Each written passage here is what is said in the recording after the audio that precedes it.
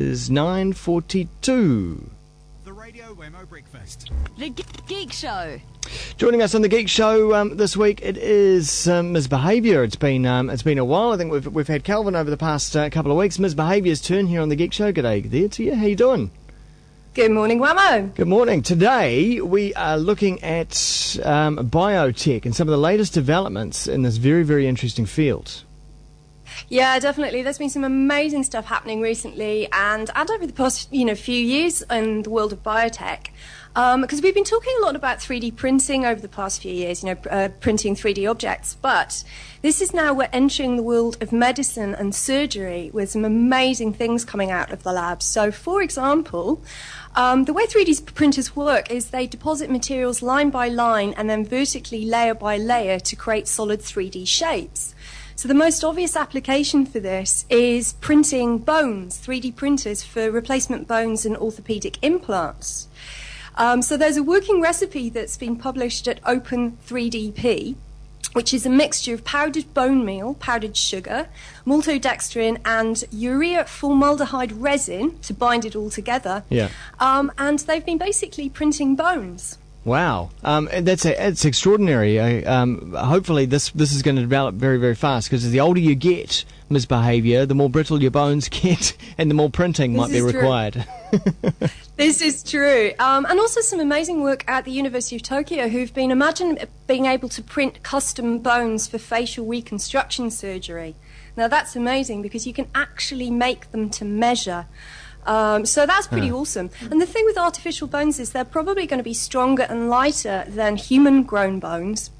And you could even also, if you're really into macabre art projects, just imagine the skeletons of alien artifacts you could print. I mean, you could convince some hippies that you found an alien skeleton in a crop circle or something. Yeah, or even I suppose printing dinosaur bones. Yeah, absolutely. I mean, there's also the replacement bones, exactly, for dinosaur skeletons and so on. So there's an amazing opportunity there. But so bones, you think, okay, yeah, I get that. You powder up some stuff, mix it up with some stuff, you come up with the hard object. However, you can now also print skin. Oh. And this is truly, truly amazing. A lot of the work has actually come out of the army because there's been some terrible casualties with Iraq and Afghanistan. And 30% of the injuries have been to do with skin problems. So what they've done is they've modified an inkjet printer and they're growing skin cells from a patient's own body. And what they've been doing is they've been printing new skin directly onto burns. Because one of the problems with burns is, they're horrifically painful, but they're also very susceptible to infection. So even if the victim survives the actual incident and the operation, it's usually the post-operation problems that set in. So this is amazing. The patient's skin cells are harvested, put into a sterile inkjet cartridge like you'd have in an ordinary printer, and then the computer uses a three-dimensional map of the wound to guide where to print. And Carl Binder, a biomedical science at the Armed Forces Institute of Regenerative Medicine, he says the bioprinter drops each type of cell precisely where it needs to go, and then the wound gets filled in, and those cells become new skin. And they can even print new skin in the operating theatre as they're doing operations now, which is incredible. That's amazing. So, it's almost like the the sci-fi. Maybe it's a Star Trek device where you just kind of scan it over someone and it just kind of heals. Yeah. Yeah, completely. But the next stage is really, really exciting because, the next stage up from this is obviously printing whole organs.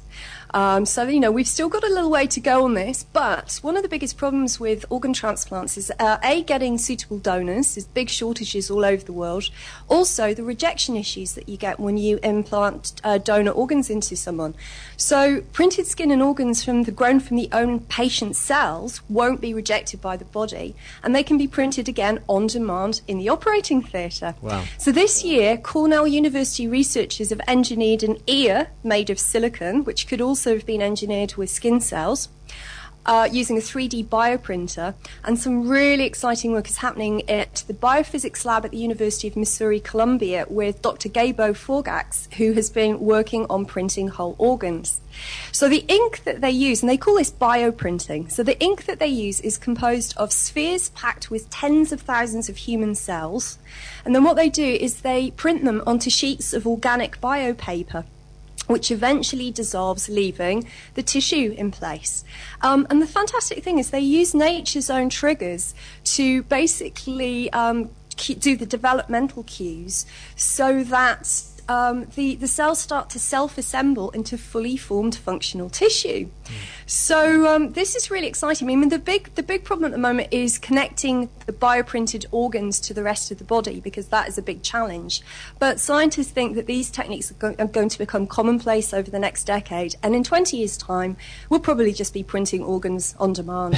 You can imagine printing new... Grow me a new liver! Yeah, I know. I've destroyed that one. How about a new one, please? But I can imagine not just organs, printing new heads, maybe. I don't know. This could go anywhere.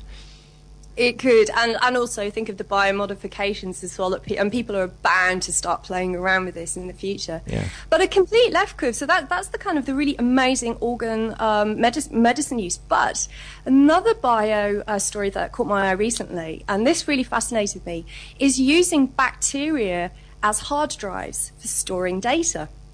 They've been taking E. coli, which is actually very dangerous in humans. It causes really severe food poisoning. In fact, Calvin almost died of E. coli 1571 poisoning about 15 years ago. Wow. He was really ill with it.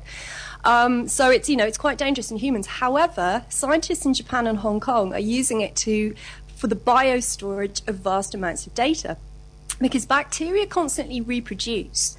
They've worked out that a group of single-celled organisms could store a piece of information for thousands of years. And they've also developed a really clever way of compressing the data by splitting it into chunks and distributing it between different bacterial cells, which overcomes limits on storage capacity. So the storage method that they're using with bacteria is very compact because each cell is minuscule, and they say that 1 gram of bacteria could store the same amount of information as 450 2,000 gigabyte hard disks. Oh my goodness. Oh my god. Is it still storing it in ones and zeros though? I think that it's storing it in a different way to the way they would do it with ordinary. And the other point that people would people would say was, well, what about hacking? What about security? And they've also come up with a new security system, a 3-tier security fence for encoding the data, which has brought a whole new term, biocryptography. And as one of the researchers, Alan Yu, points out, bacteria can't be hacked. Well, that's true. Because all kinds of computers are vulnerable to electrical failures or data theft, as he says, but bacteria are immune from cyber attacks. So who knows? This may be where all the governments of all the world start storing their data so they don't end up on WikiLeaks. Well, yeah, that's right. Will there be an alternative grid, an alternative internet? It's the bacteria internet or something. I know. I mean, I just found that fascinating. Yeah. The E. coli, which most people are actually terrified of because it's so dangerous in humans, could actually be this whole new way of storing our knowledge and our culture. So, yeah, it's a fascinating story. Astounding. And then the last little story that I just saw, which I thought was awesome as well, Paramecium, Pacman and Pong. This is basically Gizmag reporting that Stanford labs have recreated classic video games such as Pacman and Pong using single-celled organisms called Paramecium. So they're called a biotic gaming system using a small fluid chamber containing Paramecia, which are single-celled organisms, then a camera feed, and a grid. And what they do, you score points by tracking their movement throughout the grid system through this substance. And then using a home gaming system like controller, which they've hacked together, you can the players can attempt to influence the movement of the microorganisms with things like varying the polarity of a mild electrical field or releasing whiffs of chemicals from one side to the other, which then moves them across the grid, and you score points. Wow, amazing. We live in extraordinary, interesting times where we're doing this stuff. Yeah. Yeah, so, I mean, the world of biotech is amazing. There's some insanely cool stories coming out every day. So hopefully we'll be doing another roundup in a little on the Geek Show. Well, that's right, and I know that we have done biotech before, and we seem to have just come a long way since, I think it was about a couple of years ago since we did our last update in biotech. almost need to do one every other week. You could. Oh, definitely. You could. And also the intersection. I think Calvin will be talking about nanotechnology next week, but the intersection between biotechnology and nanotechnology, or nanopathology as they're now calling it, is getting very interesting. Cool. All right. Well, that is Biotech, the update there from The Geek Show, and you can go and check it out once more as a video up at thegeekshow.com, 2 3s rather than 2 E's. And we will also check out Ms. Behaviour on Twitter as well, twitter.com/Ms. Behaviour. Thanks, and we'll see you next time. Look forward to it. So I'm now here on Kiwi.